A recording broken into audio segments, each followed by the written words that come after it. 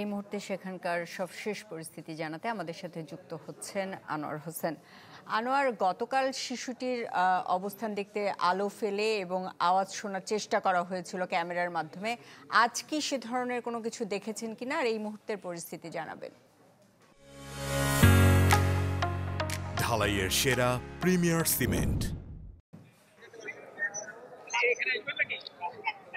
হ্যাঁ সুস্মিতা, আপনি যেমনটি বলছিলেন, এই মুহূর্তে আমি আছি রাজশাহী জেলার তারুণ উপজেলার পাচন্দর কোয়েলহাট পূর্ব পাড়ায়, যেখানে গতকাল দুপুরে গভীর গর্তে পড়ে যাওয়া 2 বছর বয়সী শিশু সাজিদকে উদ্ধারে টানা 24 ঘন্টারও বেশি সময় ধরে উদ্ধার অভিযান পরিচালনা করছে ফায়ার সার্ভিস। কিন্তু এত সময় পরও এখন পর্যন্ত শিশুটি ভয় এবং উদ্ধার কর্মীরা এখন পর্যন্ত প্রায় 42 ফুট পর্যন্ত গভীরে গিয়ে অনুসন্ধান চালিয়েও তার কোনো সাড়া পাননি। এবং আপনি আমার পেছনে এখন দেখতে পাচ্ছেন যে উদ্ধার কর্মীরা তাদের উদ্ধার কার্যক্রম চালাচ্ছে।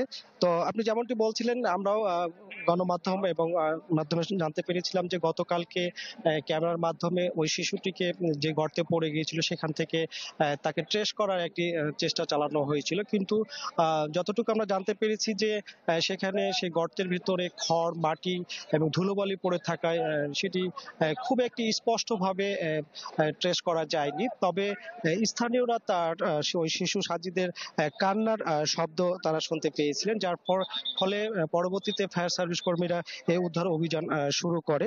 তো সবশেষ এখানকার তথ্য অনুযায়ী যে ফায়ার সার্ভিস গর্তের পাশ দিয়ে আরো প্রায় 10 ফুট গভীর খননের সিদ্ধান্ত নিয়েছে। তাদের লক্ষ্য যে একটি নিরাপদ সুড়ঙ্গ তৈরি করে নিচের দিকে পৌঁছানো। এই মুহূর্তে আমার ঠিক পেছনে ভারী মেশিনারি এবং বিশেষত টিম একটানা কাজ করে যাচ্ছে, মাটি সরানো থেকে শুরু করে